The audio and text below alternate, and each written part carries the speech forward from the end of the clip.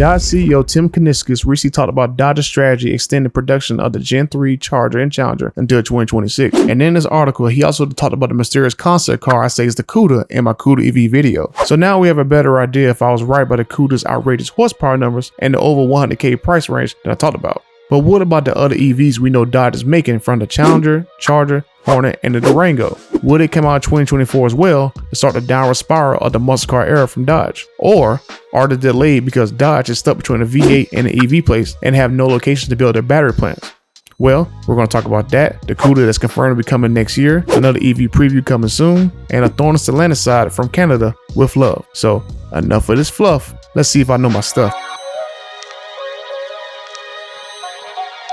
Now let's discuss the Cuda, or is it? We will see it next year. Not some goofy promo that hides it in the shadows, but the actual car. Stellantis CEO Tavares was asked a few weeks ago about the future of the Challenger, Charger, and the Viper. So it leads me to believe the Cuda's final design wasn't finalized yet, and that's why it was hidden in the smoke, and you never see it during the rest of the EV Day slides, even though we see the Charger, Hornet, and the Durango. Now we know the Challenger is confirmed, but no one will say that this EV is a Challenger. I know some people are saying maybe a two-door Charger, but here are some reasons against it. Number one, why would the Stellantis CEO be surprised at the Charger if we already seen it in the shots that he would already approve? Number two, we've seen some of the Charger underneath the sheets and it doesn't look like the car that's in the promo. The only car we have no idea what it looked like is the Charger. And number three, look at the lineup in 2025, 1 year after the release of this mystery car. You will have a V8 4-door Charger Classic, that's exactly what the Dodge CEO called it, a hybrid next-gen 4-door, an EV next-gen 4-door. I mean, that's already 3 versions of the same car, and I haven't even talked about a 2-door EV Charger that people think this car is, and then the possibility of maybe a 2-door hybrid EV Charger to go along the 4-door EV Chargers. That is way too many models.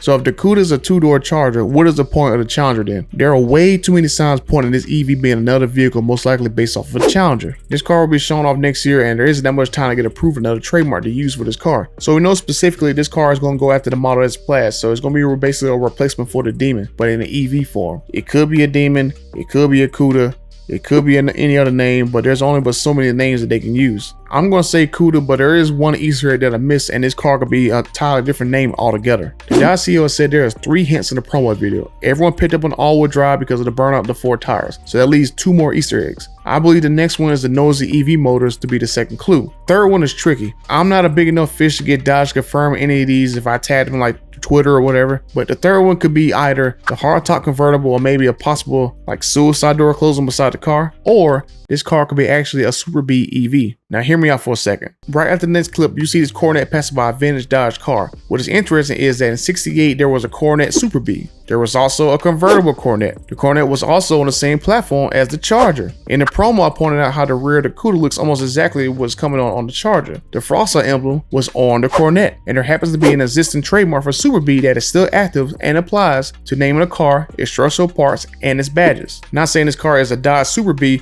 or a Dodge Super B EV, just throwing it out there because I'm your resident Stellantis conspiracy brother. Just saying. I personally believe the Cuda is going to return as an EV. I'm just going to refer to this mystery EV as the Cuda just to keep things as simple as possible until proven otherwise. If you look at these statements, the Cuda will be dramatically different in some way. If you read between the lines, the Dodge CEO is specifically talking about this one vehicle, the Cuda. Not that many ways you can make a boring EV look that dramatic if you're going to make it like a mass produced. Now we don't have specific dates, but we do have important timelines that Dodge reveals. Roadkill nights we were supposed to get an EV unveiled there, so it either been the Charger that was under the sheets or the Hornet that we have yet to see, but we will see one of them in Q4. And that's when we'll have a second EV showcase where Dodge is going to lay out all their EV plans. And then next year we're supposed to see the Hornet plug-in hybrid at some point, and then we'll have a third showcase where we'll see the Cuda EV in 2022. I'm going to go conspiracy brother again because honestly none of this makes sense. It was basically pointless for Dodge and Ram to film their EV days because they didn't reveal anything. Jeep was the only brand that showed tech that was spread to Ram and Dodge, showed a full electric Magneto, announced a Grand Cherokee 4xe, and told you exactly what they're going to do and the dates they expect for them to happen. Ram was a waste of time because they didn't show anything but a couple slides. Heck, Ralph Gillis was the only one that showed you exactly what the 6th gen Ram was going to look like and the SRT e-truck that looked like a street TRX. And then Dodge's EV days filled with mystery and Easter eggs that didn't show anything. But now after weeks of backlash, Dodge wants to get the Cuda EV out there because now all of a sudden we want people to know exactly what we're going to do. That sounds like CYA mode to me. What was the point of having a mysterious EV day if you're going to reveal everything in a few months anyway? When GM did the Hummer EV reveal, for example, they had a computer generated truck that they showed off and didn't have any working prototypes. Then a day later, they opened up reservations and they sold out Edition 1 models in 10 minutes and still no prototypes were shown. There was so much demand that GM might make more Edition 1s and there's still no model or truck shown but a computer generated image. Dodge missed an opportunity to have people reserve the EVs just like how Tesla, GM, and Rivian have done. Why wouldn't Dodge show the Cuda EV when everyone was watching in July?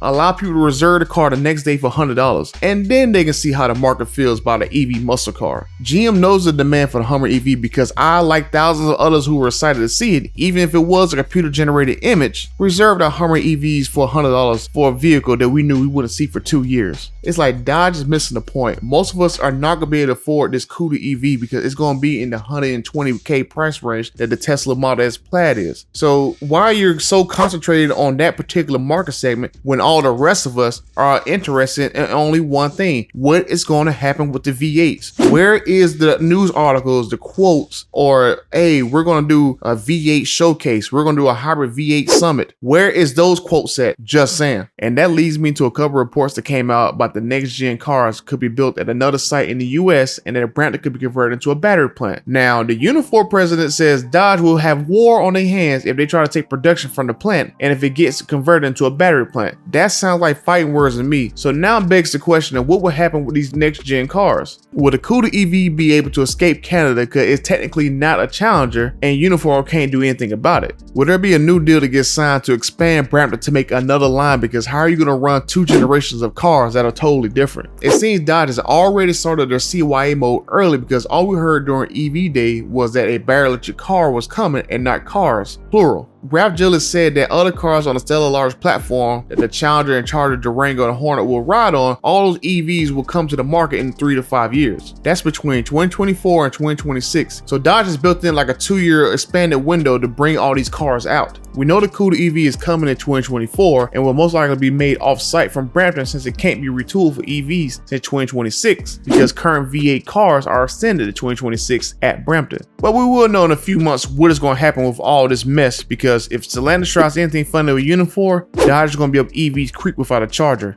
Just saying. Let's talk about the Cuda EV's horsepower. I said Dodge can make EVs up to 1,326 horsepower in a tri-motor setup and could electronically limit it down in the horsepower. The Dodge CEO confirms my theory that they can make a 1,200 horsepower Hellcat, but claims because of wheel spin, they won't offer a car with that much horsepower. Now I'm going to call baloney on this one. Rimac, Bugatti, and Koenigsegg all make all-wheel drive cars that goes over 1,200 horsepower, and those companies can make it work with a hybrid or EV. Also, the Cuda and the Charger weren't wide bodies when we saw them during EV Day, so most likely we will see a wide body version in the future, and maybe those cars will have that over 1,000 horsepower figure. But I hope I don't see every version of the Cuda, Challenger, and Charger become a wide body. No one's 40K Scat Pack should look just like someone's 80K super stock. Oh, never mind.